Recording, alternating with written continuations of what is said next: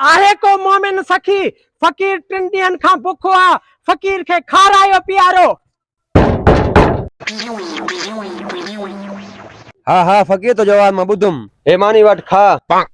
अधु मानी बची बाहर स्कूल वना सुबह पचाई से अध मानी बची आ। चलो ठयो ठयो खैर मां खावां तो। बी काशा जी गुंजाइश थी।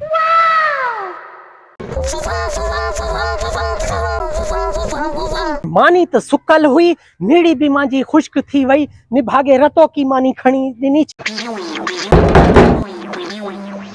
अन्या फकीर बिठो है ते दर जलियो बिठो कहीं बे दर ते वण मां तो शायद वयो होले होंदो। हिकड़ो अर्ज आ सही मेहरबानी कुर्ब हुकुम कर। पानी जो गिलास पियारो मांजी नीड़ी खुश्क थी वई आ। ठीक आ बी ते मां पानी भरे तो अचां। हमरा आयो ना देर करे छजई। फकीर तोखो मां हिकड़ी गाल पुछण भुलजी वियो हां। पुछ पुछ केतिरियूं गालियूं पुछ मां ॿुधाईंदुमि। तोखे मां पानी जो ॾियां गिलास केड़े में ॾियां शीशे वारे में ॾियां स्टील वारे में ॾियां प्लास्टिक वारे में ॾियां जसी वारे में ॾियां। मोगे फकीर जी एतरी बेइज्जती ना करना भाऊ जेको गिलास अथी मुदा मुखे पानी पियार। अच्छा हाँ ठीक है मां खयूं तो अचाई। वरी छा थियो पानी कोन आंदई। पानी कोन आंदुम अज मुझे दिल चवे पई मां तो फकीर के लस्सी पियारां। लस्सी पींदुम मुझो हां ठरदो वारो कर जेतरी घर में लस्सी पई थी ना वारो कर खणिया मोगो फकीर लस्सी पींदो आज। ठीक है जेतरी लस्सी पई आ तोखे ॾियां तो तू पी आज। पहला तो पानी जो आसरो ॾिनई पो वरी चई त लस्सी पियाराई थो लस्सी पीएंदो अलाए कोन मां जो तो गलो ही खुश्क थी वियो। काॾे वई भाऊ। अची आसे हे वठ मसे मसे फकीर तो जो लदो आ मां चो आज मां फकीर जी खिदमतदारी कयांस हे लस्सी पी तू। वाह वाह मानू तो नवाब लगी थो ईमान सा।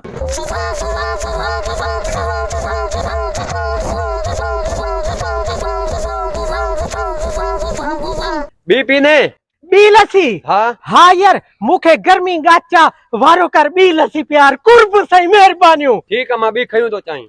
हाँ बी लस्सी पींदो मैं। आ हे वट फकीर बी लस्सी। वाह वाह तोजे हक में मुझे अंदर खां खोड़ सजू पाने पान दुआयूं बाहर निकतियूं तोड़े फिरन थियूं। फकीर बस दुआ कयो दुआ ॾाढी कयो जेतिरी लस्सी पियो था एतिरी दुआ कजो। मां तो एक दफा चई छॾियो आहे न तोजे लाइ मुंहिंजे अंदर मां खोड़ सॼियूं दुआयूं निकिरदियूं पियूं आहिनि। हा जेतिरा ढुक भरे थो न एतिरी दुआयूं कर दुआ कर मुंहिंजी शादी थी वञे। शादी थी वञे बचड़ा चवाई थो त तोजे हक में दुआयूं ॿाहिरि निकिरी रहियूं आहिनि फुटकनि थियूं। हा पी पी पी।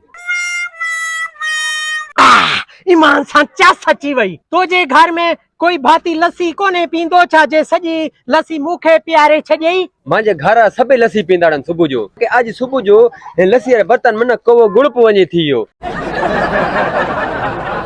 हरामखोर इहो छा करे छॾी।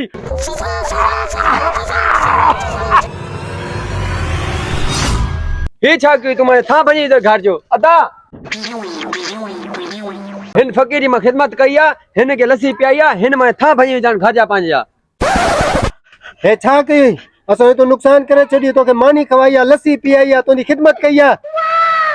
ओ भाऊ गलती थी वई यार थोड़ो था भॼी पियो नंढड़ी गलती आहे माफ़ी ॾेई छॾे न। हे नंढी गलती न आहे तोखे था ये ख़बर आहे कहिड़ी कीमती चीज़ हुई तो असां बनी थी हे अबा ॾाॾे जी निशानी असांजी। वठो